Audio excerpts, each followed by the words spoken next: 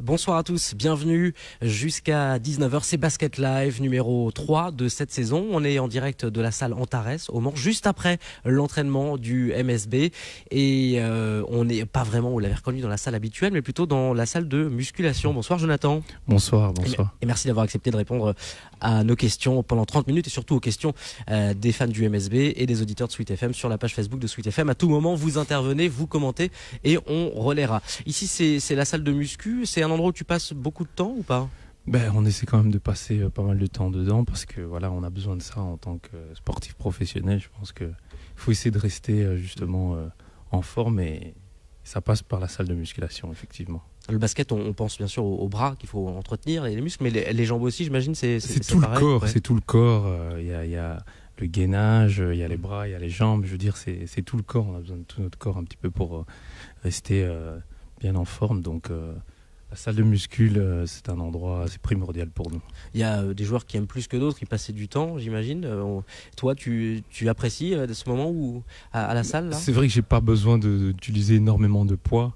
Je veux dire, à un moment donné, on arrive à un certain moment de sa carrière, c'est un peu plus de l'entretien. Donc soulever vraiment des poids très lourds, c'est pas du tout pour moi. Et puis surtout pour la position à laquelle je joue, j'en ai pas trop besoin, je pense.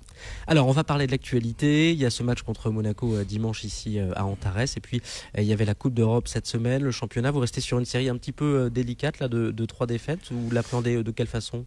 Effectivement, c'est vrai que là, on est un petit peu sur une mauvaise passe, on va dire.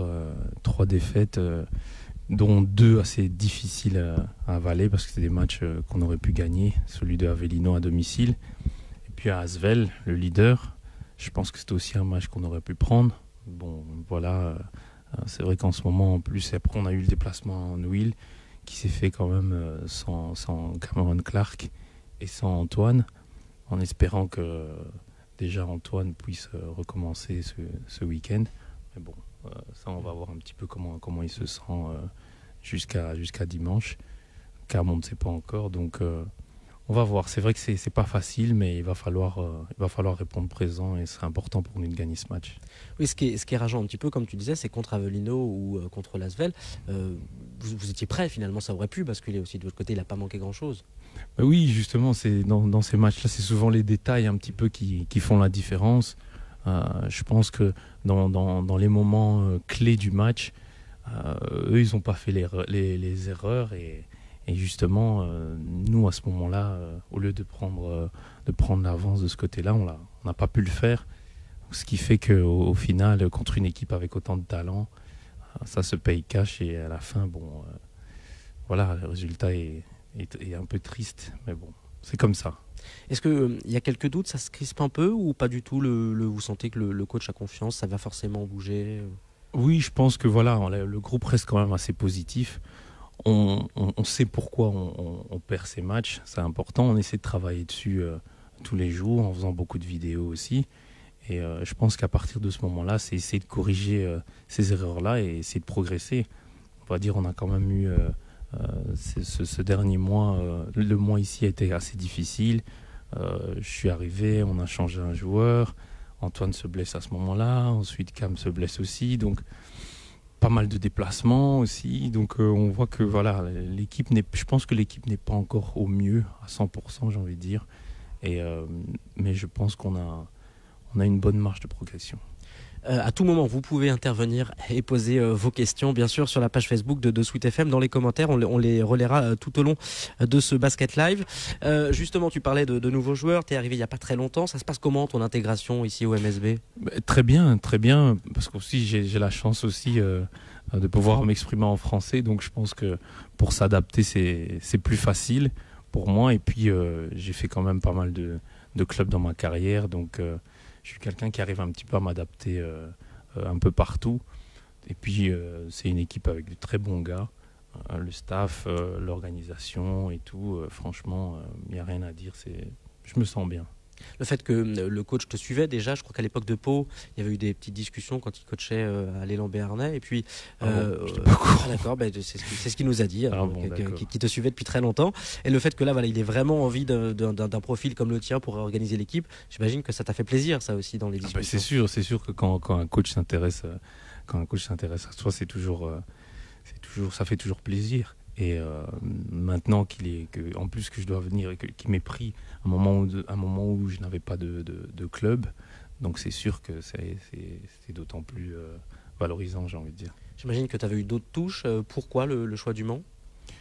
Parce que pour moi, j'avais envie déjà d'un nouveau challenge et j'avais envie de jouer dans une équipe qui joue le haut du tableau, une équipe avec un passé, avec une histoire, avec une organisation quand même aussi derrière. Et pour moi, quand Le Mans est venu, ça s'est fait hyper vite parce qu'il n'y avait pas trop à réfléchir, quoi. Et donc mon choix s'est fait tout naturellement. Et donc voilà, je suis là. Alors, il y a Pierrot qui rebondit un peu là-dessus, qui nous dit quel accueil as-tu reçu en arrivant ici au Mans? C'est ce qu'on parlait, donc plutôt un bon accueil finalement. Très bon accueil, je veux dire, on m'a présenté tout le monde directement. J'ai été dans les bureaux. On m'a montré un petit peu qui faisait quoi. Et je pense que c'est quand même important de savoir un petit peu comment le club fonctionne, comment le club travaille. Je pense que c'est important. Ensuite, les joueurs, c'était plus difficile parce qu'ils étaient ils avaient eu entraînement le matin, je pense, et puis ils avaient un match, donc j'ai pas eu l'occasion de les voir directement. Mais Antoine, par exemple, qui directement, comme il était blessé, il a eu le temps un petit peu pour moi. Il m'a montré un petit peu la ville. Et voilà, on voit vraiment que c'est un club, j'ai envie de dire, malgré l'histoire et le passé, c'est un club qui reste quand même assez familial.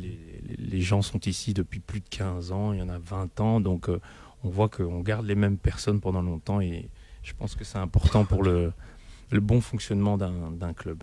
Alors on va parler un petit peu de toi. Tu viens de fêter ton anniversaire au mois d'octobre, c'est ça? Oui, c'est vrai. 33 ans. 33 ans. Tu as joué en Belgique, en Espagne, en Italie, en Croatie, en Allemagne. C'est ça, hein, si je ne me trompe pas. Il y a quand même un petit plus longtemps en Espagne, c'est ça? C'est le pays où tu es le plus resté? Ou il y a l'Italie aussi à peu près? L'Espagne et l'Italie, ouais. Ce sont les pays où je suis resté les plus longtemps. L'Espagne 4 ans et l'Italie 3 ans.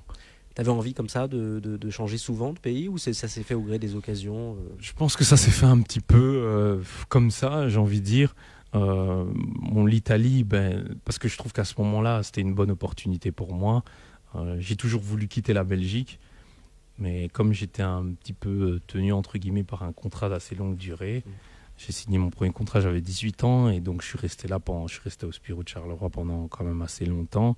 Et après, j'avais envie d'un nouveau challenge et de ressentir un petit peu cette pression pour pouvoir progresser au plus haut niveau. Et l'Italie s'est présentée, et donc voilà, je vis très bien en plus là-bas. J'ai joué à Cantu qui est un club assez historique aussi, avec des supporters incroyables aussi. Et là-bas, j'ai passé 3 superbes années. Et voilà. Mais donc après, pourquoi je ne suis pas resté? Bon, il y a plein de facteurs. Meilleure opportunité dans un autre championnat ou dans un autre club, et donc ce qui a fait que voilà, je suis parti. Il y a eu l'aventure à Bilbao aussi. L'année passée. Voilà. Oui. En termes de niveau, c'est le club vraiment le plus fort que tu aies connu, Bilbao? Non, je dirais c'est Berlin et Milan. Pour moi, je pense que ce sont les Cantu aussi, parce que je pense que ce sont les clubs où vraiment on a été vraiment jusque en finale de la coupe, on a été en finale du championnat. Donc pour moi, je trouve que ce sont les clubs où vraiment on a atteint le meilleur niveau au niveau du potentiel de l'équipe, quoi.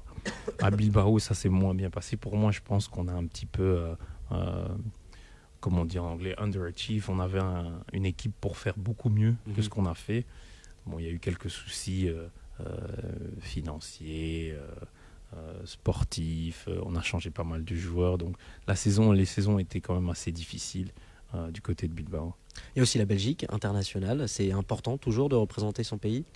Pour moi, ça a toujours été important, surtout dans ma carrière, de faire partie des meilleurs de mon pays. Ça a toujours été important pour moi. C'était aussi une étape dans ma carrière, et de faire partie de l'équipe nationale belge depuis autant d'années, Maintenant, en plus d'être le capitaine de l'équipe, d'avoir plus de 100 sélections aussi, je pense que pour moi, c'était important aussi ça.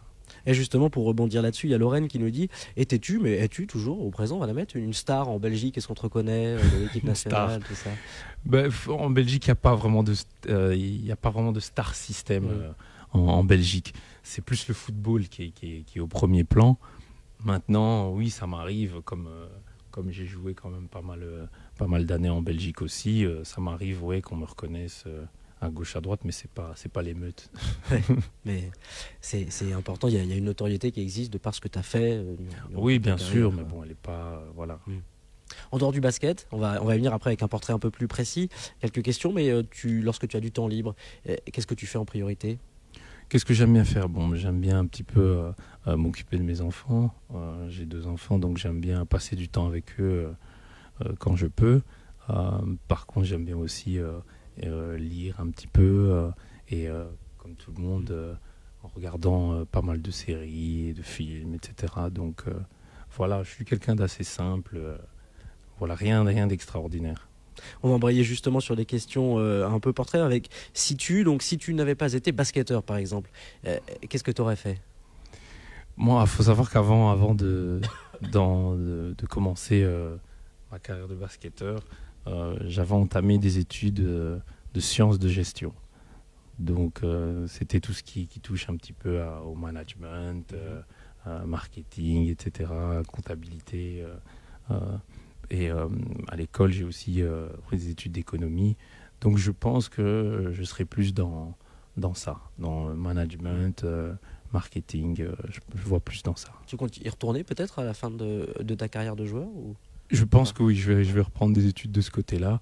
Mais pour l'instant, je ne sais pas si j'ai envie de devenir à un moment donné coach ou pas. Donc, ça aussi qui trotte dans ma tête. Donc, voilà. Mais c'est sûr que je vais reprendre ça. Si tu étais un autre joueur, un joueur que tu as toujours admiré dans même petit ou aujourd'hui encore, contre qui tu as joué, ce serait qui? Contre qui j'ai joué? Oui ou contre... Oui, globalement, voilà, c'est un joueur contre qui tu as joué ou que tu avais un poster dans ta chambre. C'est Jordan. Voilà. Moi, d'ailleurs, j'ai eu le numéro. J'ai toujours voulu avoir le numéro. Si j'ai le 18 parce que dans ma tête, voilà, c'est 1 plus 8. Le 9, voilà, c'est Jordan aux Jeux Olympiques de 92 à Barcelone. C'est le numéro 9, donc c'est mon inspiration. Donc, oui, ce serait MJ, comme on dit, oui. Max qui nous demande, est-ce que tu sens que tu vas rester longtemps en Jeep Elite? Est-ce que c'est une ligue qui te plaît? Franchement, oui. Parce que je trouve qu'il y a vraiment un certain professionnalisme autour de la ligue. Les matchs sont télévisés. On sent qu'il y a quand même les fans derrière qui viennent voir les matchs. Et oui, ça me plaît bien. Ça me plaît bien, oui. Pourquoi pas. Allez, si tu étais un objet, un peu compliqué ça. Ouais. Comme ça est-ce qu'il y a un objet que tu as toujours avec toi ou Un objet? Ouais, ça peut être un smartphone, je sais pas, que tu balles toujours. Je sais que tu es présent sur Twitter aussi quand même. Oui. Ouais, un petit Je peu. tweete pas énormément, mais bon, voilà, oui. Je suis pas très réseaux sociaux, Instagram et tout ça. Je suis pas trop dedans. Mais un objet, oui, peut-être un téléphone, peut-être. Oui. Surtout que maintenant, à l'heure actuelle, je serai tout le temps avec quelqu'un, oui, peut-être un téléphone. On note ça. Et puis, allez, Jonathan qui nous dit, un autre Jonathan, avec quel joueur du MSB as-tu le plus d'affinité en termes de réflexe et d'automatisme dans le jeu depuis que tu es arrivé, avec qui tu te trouves plus facilement, peut-être? Étant donné que je joue quand même pas mal de pick and roll, je dirais avec les big men. Hein. Je dirais avec les big men quand même assez. Avec Will et avec Rich, avec Peter aussi quand même. Donc ouais, je dirais avec les big men. Hein. Ok. Dernière question, la demi-finale France-Belgique à la Coupe du Monde, c'est oublié. Et que les Belges ne se sont jamais remis, alors est-ce que... Honnêtement, je pense que la France a fait le match parfait. Au jour d'aujourd'hui, il y a des Belges qui sont un petit peu rageux, comme on dit. Ils veulent pas admettre que la France a été meilleure. Oui, la France a mieux joué tactiquement, j'ai envie de dire. Même si, pour moi, la meilleure équipe, le plus beau jeu, c'était les Belges qui le faisaient. Mais la France a été meilleure tactiquement. Deschamps, il a défendu comme un fou. Il a fait ses contre-attaques et voilà. Donc non, le meilleur a gagné. Hein. Bon, bah, c'est Voilà. bien, c'est noté. Merci beaucoup, Jonathan. On te De retrouve rien. évidemment sur le parquet d'Antares dimanche soir pour le match contre Monaco. C'est à 18h30. On va dédicacer le petit t-shirt hors antenne et puis on va vous l'offrir, vous le faire gagner. Vous pourrez vous inscrire évidemment. Merci, Jonathan. Bon match. Merci. Et Merci puis, bah, on à souhaite vous. le meilleur pour la suite de cette saison. Merci, au revoir. Et rendez-vous le mois prochain pour un nouveau numéro de Basket Live en direct d'Antares.